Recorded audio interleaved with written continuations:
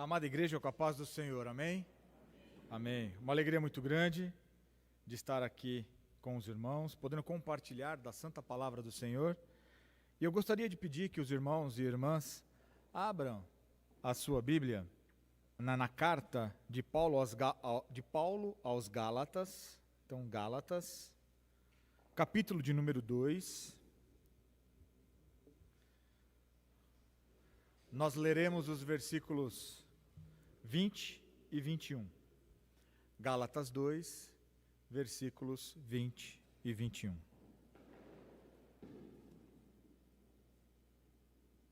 Os irmãos encontraram? Amém. Diz assim a palavra do Senhor: Logo já não sou eu quem vive, mas Cristo vive em mim. E esse viver que agora tenho na carne, vivo pela fé no Filho de Deus, que me amou e a si mesmo se entregou por mim. Não anulo a graça de Deus, pois se a justiça é mediante a lei, segue-se que morreu Cristo em vão. Palavras do Senhor. Amém. Amados, a mensagem desta noite que Deus colocou no meu coração é: vivificados em Cristo, a jornada de transformação de todo cristão. Contextualizando a passagem que nós acabamos de ler, ali na igreja, em Gálatas, estavam começando a tentarem voltar algumas práticas antigas. Que práticas essas? Práticas do próprio judaísmo. E Paulo, então, se nós lermos o começo da perícope, né? Se os irmãos ainda estiverem com a Bíblia aberta, ali em Gálatas 2, 11. Perdão, é isso mesmo. Diz assim a palavra do Senhor: Quando, porém, Cefas veio a Antioquia, resisti-lhe face a face. Cefas é Pedro, né? Porque se tornara repreensível. Com efeito, antes de chegarem alguns da parte de Tiago, ou seja, Tiago era líder ali da igreja em Jerusalém, comia com os gentios. Quando, porém, chegaram, afastou-se e, por fim, veio a apartar-se, temendo os da circuncisão. Os da circuncisão eram os judeus, e eles, então, estavam tentando implantar ou reimplantar na igreja a questão, inserir, na verdade, reimplantar não, estavam tentando inserir na igreja a questão da necessidade de práticas judaicas para que se pudessem, então, a igreja chegar a Cristo. E aí, então, Paulo, de uma forma brilhante, instruída por Deus, ele traz, nesses 2 versículos que lemos, a questão mais profunda e a transformação que eu e você, enquanto cristãos, devemos ter, com o coração, né, no Evangelho, e a nossa vida centrada em Deus. Então, até como ele comenta aqui no final, né, se Cristo, então, se a lei é a justiça, Cristo morreu em vão. Então, eu e você devemos entender, e o motivo, né, a ideia aqui nesta noite é nós entendermos o verdadeiro sacrifício de Cristo e, sobretudo, a transformação que eu e você temos que ter na nossa vida para vivermos o verdadeiro Evangelho. O Evangelho que impacta, o Evangelho que transforma, e não só transforma a minha e a tua vida, mas transforma aqueles que estão à nossa volta.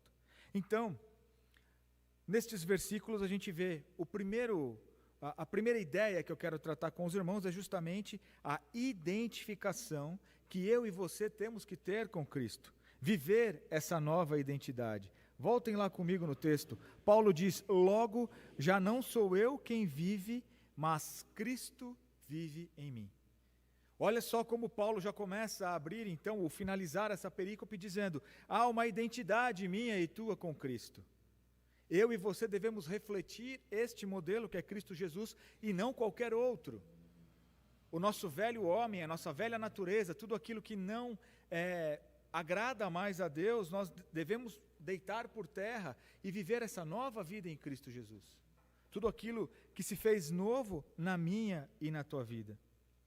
Pois eu e você devemos matar a nossa velha natureza na cruz de Cristo.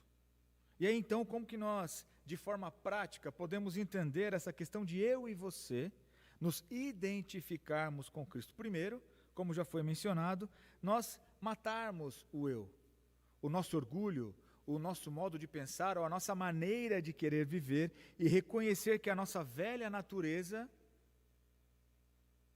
é para o mal e não deve mais ser seguida e vivermos para Cristo Jesus. O segundo ponto importante, e num texto clássico que nós lemos, que é Romanos 12, 1 e 2, é o quê? É a renovação da nossa mente. A partir do momento que nós somos identificados com Cristo, meu irmão e minha irmã, a nossa mente precisa ser renovada e pensar as coisas lá do alto. Não mais as coisas minha e sua no sentido de nos voltarmos para nós mesmos, de fazermos as nossas vontades e de querermos que o nosso jeito seja feito, mas sim a forma que Deus deseja. Temos buscado constantemente a vontade de Deus nas nossas vidas? Como foi dito na aula da escola dominical dessa manhã, nós temos buscado a orientação de Deus para as nossas decisões e escolhas. O nosso dia a dia com Cristo reflete essa nova identidade? Ou como nós lemos aqui no começo, ainda estamos ali titubeando entre duas canoas, quando Pedro via que o pessoal ali de Jerusalém chegava e ele já não. Então, pessoal, não é mais o que eu estava falando, agora é de outro jeito. Como que tem sido a nossa conduta? E se identificar com Cristo também, meu irmão e minha irmã, quer dizer uma vivência em comunidade, nos encorajando uns aos outros, buscando nos levantar em oração, cuidando um dos outros, nos preocupando um com os outros, também mostra essa identidade em Cristo Jesus. Porque Cristo se preocupou e se preocupa com a sua igreja. Assim, eu e você devemos nos preocupar um com os outros. E não só nos preocupar, mas a questão de preocupação também é no discipulado, na caminhada lado a lado, no estudo da palavra, na oração. Não só em casa ou com os nossos familiares, mas em comunidade enquanto igreja. Porque é assim que nós vamos nos enchendo e nos preenchendo mais de Cristo Jesus e deixando fora o nosso eu. Há um cântico, que o refrão muito conhecido diz, que ele cresça e eu diminua, que ele apareça, que esse ele é Deus. Que Deus cresça, que Deus apareça na minha e na tua vida, que Cristo Jesus brilhe nas nossas vidas e não nós. Temos visto constantemente comunidades que se colocam como cristãs, procurando toda e qualquer outra coisa, mas não o verdadeiro evangelho, a pregação do verdadeiro evangelho, a pregação daquilo que Deus deseja enquanto igreja, enquanto reino de Deus. Mas eu e você não podemos ser destes, amados e amadas. Nós precisamos viver essa identidade em Cristo Jesus. Não é fazendo um exercício aqui ruim quando nós não temos identidade, quando nós não nos encontramos com algo, quando nós nos sentimos perdidos. Quando a mulher samaritana encontra Jesus e Jesus pede água a ela, aquela mulher estava deste jeito. E conversando com Cristo, ela então entende o reino e a necessidade de se viver para Cristo Jesus. Então, amados, a questão da identidade, resumindo, morte do eu, ou seja, logo não sou eu mais quem vive, Paulo diz. Não é do meu jeito, não é daquilo que eu penso, não é com as minhas forças, mas Cristo vive em mim. Renovação da mente, buscando as coisas lá do alto e o viver comunitário que eu e você devemos ter em comunhão com a família da fé, no discipulado e na palavra de Deus. Seguindo, amados, um tópico 2 que eu quero trabalhar com os irmãos, trata justamente logo não sou eu mais quem vive, mas Cristo vive em mim. E esse termo, Cristo vive em mim, traz a noção de presença de Deus nas nossas vidas. Paulo reconhece a presença de Deus de forma constante em sua vida.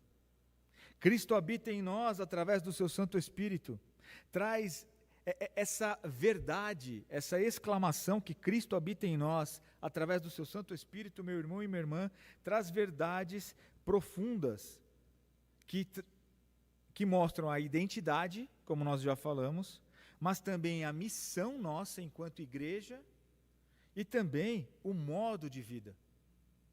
Ontem, na reunião do sínodo que participei como representante do presbitério, a devocional foi feita pelo reverendo Davi, se não me falha a memória, da IPI de Guarujá. E ele falava justamente da vida cristã ser uma vida para fora. Ontem à noite eu e o Pedro também conversávamos com relação a isso, né, da igreja ir para a rua, no sentido de buscar e levar o evangelho. Não é algo somente contemplativo, onde a gente fala, nossa, que legal, Deus me amou, Jesus Cristo morreu por mim, e o que a gente faz com isso? Volta para casa e liga a TV? Não, é uma vida que é esse modo de vida no sentido de ser natural.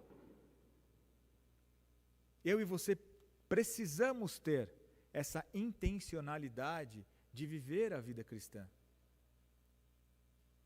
de impactar a vida daqueles que estão à nossa volta, na escola, no colégio, no trabalho. Não como muitos pensam, né, chegar com a Bíblia e dar na cabeça da pessoa, aceita Jesus, não. Mas ela vai ver o meu comportamento, o teu comportamento, meu irmão e minha irmã. Vai ver o nosso estilo de vida.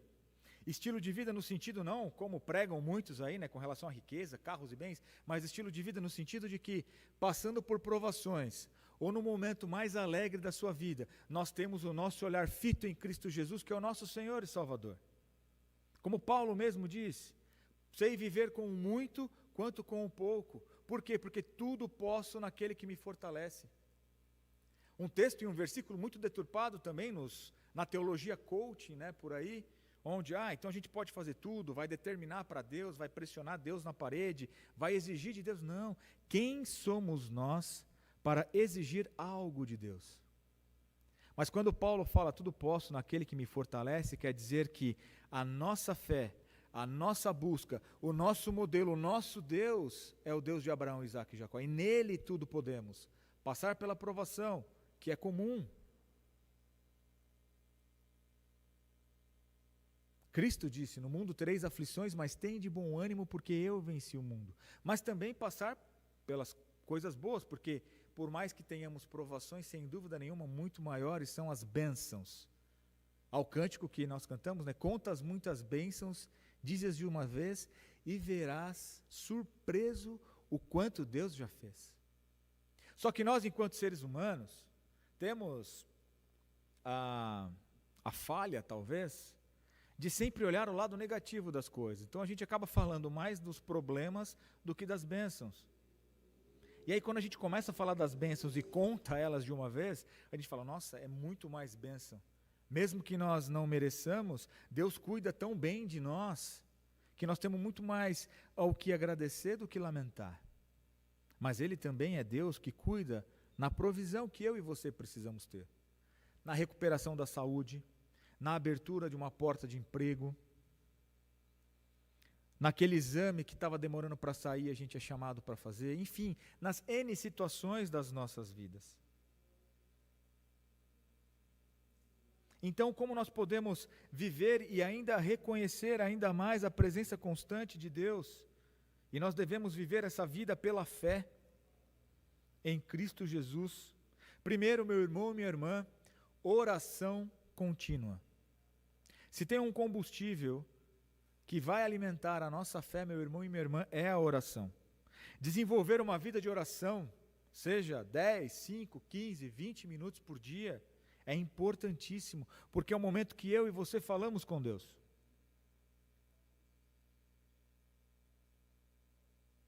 Muitas vezes, nós deixamos esses momentos de oração, ou protelamos esses momentos de oração, e nós perdemos minutos ou instantes importantes de falar e, sobretudo, ouvir o que Deus quer para mim e para a tua vida.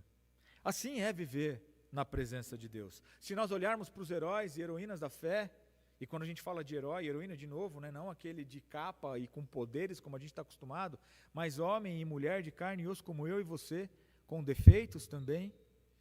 Mas qual que era a diferença deles e por que heróis e heroínas? Porque tinham fé no nosso Deus. Viviam uma vida de oração, buscavam a sua presença constantemente, assim como o rei Davi e tantos outros, Paulo também. Outro ponto importante para que nós reconheçamos a presença de Deus constante nas nossas vidas, meu irmão, é a sensibilidade ao Espírito Santo. Ao poder transformador que o Espírito Santo traz para mim e para a tua vida, no reconhecimento daquilo que Deus quer para mim e para você. Falávamos hoje de manhã também da questão dos olhos carnais, no sentido de que, enquanto homem e mulher, nas nossas necessidades, e até aí, normal do ponto de vista que somos falhos, olhamos sem o olhar espiritual, no sentido de buscar aquilo que pode nos satisfazer momentaneamente. E o cuidado que temos que ter é que muitas vezes, no satisfazer momentâneo, nós perdemos o que é eterno, o que é para sempre, o que é para toda a vida. Essa sensibilidade do Espírito. Também viver na presença de Deus, meu irmão e minha irmã, é apresentar no nosso modo de vida os frutos do Espírito. Mansidão, alegria, paz, benignidade, bondade, misericórdia. Embora singular como fruto do Espírito, mas são 9 as camadas de coisas que eu e você devemos ter para poder refletir a presença de Deus nas nossas vidas. E aí a pergunta é: temos vivido as nossas vidas no fruto do Espírito, com alegria, com paz, com mansidão, com bondade, com benignidade? Temos levado àqueles que estão à nossa volta esse modelo de que Cristo vive em mim? E olha que afirmação maravilhosa, amados, é eu e você chegarmos no ponto que Paulo chegou, dizendo que a nossa vida não é mais nossa, mas é de Cristo Jesus. Talvez o ápice ou o último passo para depois ouvirmos do Senhor: vinde benditos do meu Pai, entra no gozo do teu Senhor. Mas enquanto aqui estivermos, precisamos refletir a presença de Deus também constante em nossas vidas, em oração, sensibilidade do Espírito e também praticando os frutos do Espírito na minha e na tua vida. Não adianta nada, como acontece com alguns, e aí eu falo da comunidade cristã como um todo, não a nossa igreja ou a IPI do Brasil, falar que é cristão, mas o testemunho que dá é totalmente o contrário do que eles estão falando. Não adianta dizer que é cristão e se não tem a sensibilidade do Espírito, ou se não vive uma vida de oração, porque não mostra que estamos na presença de Deus constantemente. E por fim, mas não menos importante, para finalizarmos a palavra, versículo 21, se os irmãos puderem acompanhar, de Gálatas 2. Não anulo a graça de Deus, pois se a justiça é mediante a lei, segue-se que morreu Cristo em vão. Amados, Cristo não morreu em vão. A lei não garante mais nada, e sim a graça de Deus na minha e na tua vida. Porém, essa graça não foi de graça no sentido de que, embora um presente, houve um alto preço a ser pago, que foi o sangue de Cristo vertido na cruz. E eu e você sim devemos, como cristãos e cristãs, nos incomodarmos quando deturpam esta verdade em Cristo. Não entrando em conflito, claro, mas principalmente defendendo a fé. Não que Deus precisa de defesa, mas nós devemos viver essa maravilhosa graça também na nossa vida como modelo de vida. E como nós podemos então expressar e mostrar a gratidão e a graça de Deus na minha e na tua vida? Primeiro, com a própria gratidão. Se eu e você temos o nosso modelo de vida cristão, o agradecer já é um primeiro passo excelente. Porque enquanto nós cultivamos um coração grato por essa graça imerecida de Deus, nós expressamos o nosso louvor e adoração ao Senhor. Eu e você precisamos a todo momento, a tempo e fora de tempo, louvar e adorar ao nosso Deus.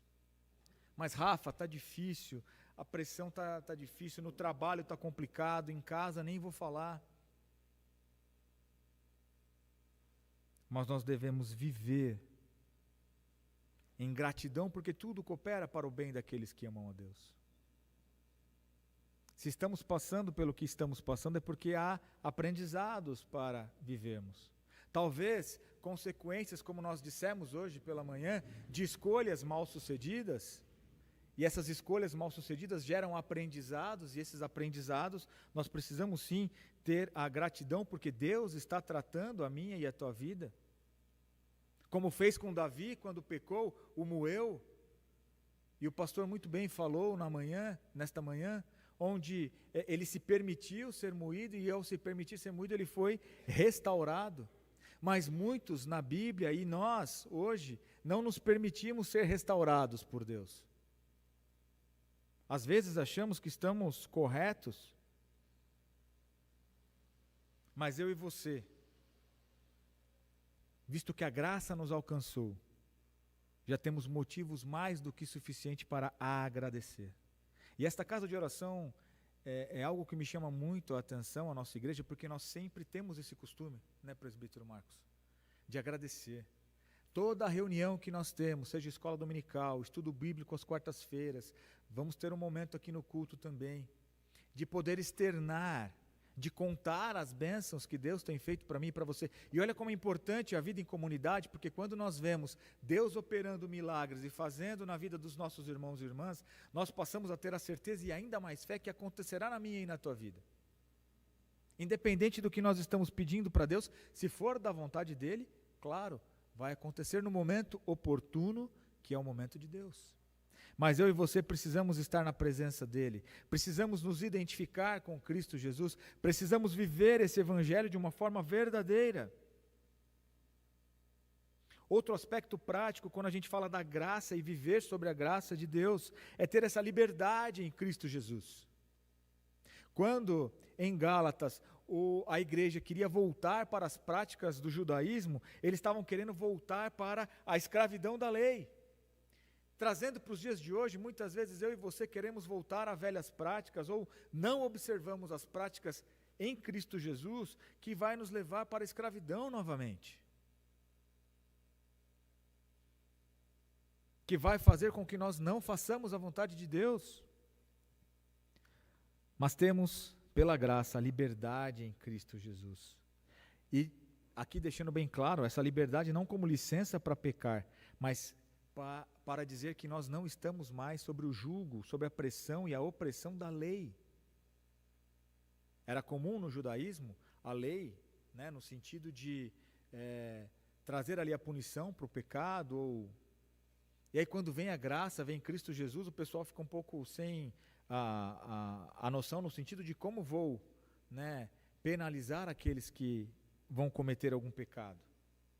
Mas a liberdade em Cristo Jesus, não para pecar, mas porque Deus morreu por mim e por você. Cristo Jesus verteu o seu sangue na cruz e a lei já não tem mais domínio sobre nós, mas vivemos na época da graça. Só que nós temos que ter em mente também, meu irmão e minha irmã, que Cristo há de retornar. E quando Ele retornar, vai ser como juiz e não estaremos mais na época da graça. Apocalipse sempre termina, né? Quem tem ouvidos ouça cada uma das 7 igrejas que Cristo comenta, seus pontos positivos e negativos. Os versículos finais terminam assim: quem tem ouvidos ouça o que o Espírito diz para as igrejas. O Espírito esse é o Espírito Santo. Estamos vivendo no bom momento da graça de Deus. Temos livre acesso ao Pai pelo sacrifício de Cristo Jesus. Só que precisamos estar atentos, porque o inimigo não está contente, e quando ele não está contente, ele tenta nos fazer tropeçar. E aqui cada um sabe aonde existe ali as armadilhas. Cada um sabe das suas fraquezas, das suas necessidades. Mas viver sobre a graça maravilhosa de Deus também requer o discernimento espiritual. E esse discernimento espiritual, meu irmão e minha irmã, só acontece quem busca constantemente a Deus. Entendem quando Paulo fala que Cristo vive em mim, é no sentido do estilo de vida, mesmo do modo de viver? Não é algo que a gente pega aos domingos e vem para a igreja, não é algo que a gente pratica toda quarta-feira ou toda segunda-feira, é algo que está intrínseco, está dentro e sai naturalmente. Temos tido e buscado esse discernimento espiritual em Deus? Temos meditado na sua santa palavra?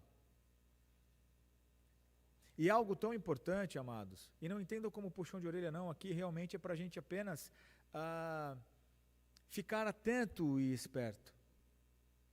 Porque a gente não pode dar brechas, a gente não pode baixar a guarda.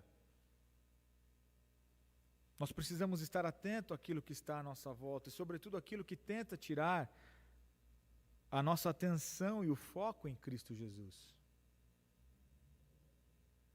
Eu e você precisamos ter esse discernimento espiritual. Buscar, faz parte de quem está na presença de Deus, faz parte de quem tem a identidade com Cristo Jesus. Porque se eu e você não temos o discernimento espiritual, existem tantas outras doutrinas, tantas outras pseudo-informações que porque citam um texto bíblico acham que aquilo é de Deus, mas não é.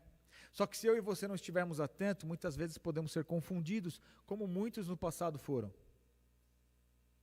E aí perdemos a bênção. E aí perdemos os momentos de viver na presença de Deus. Concluindo, amados, que esses 2 versículos, que caberia muito mais tempo de podermos explanar, mas não é o momento aqui, sirva como essência e verdade como filhos de Deus. A entrega diária de Cristo por nós e através de nós. Que vivamos este evangelho transformador nas nossas vidas. Impactante. Que busca o firme propósito de permitir que Cristo viva em nós. Que Cristo reflita e resplandeça. Que não seja algo que a gente apenas cante, ou que a gente deseje, mas não pratique, mas que seja algo natural na minha e na tua vida.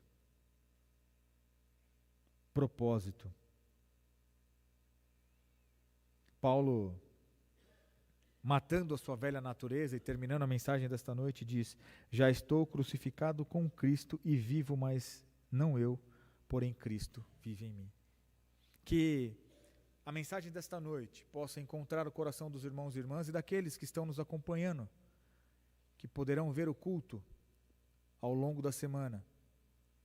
Que nós possamos ter essa atenção de refletir a identidade de Cristo, de viver na sua santa presença e viver sob a maravilhosa graça de Deus. Amém? Que Deus assim nos abençoe nesta noite.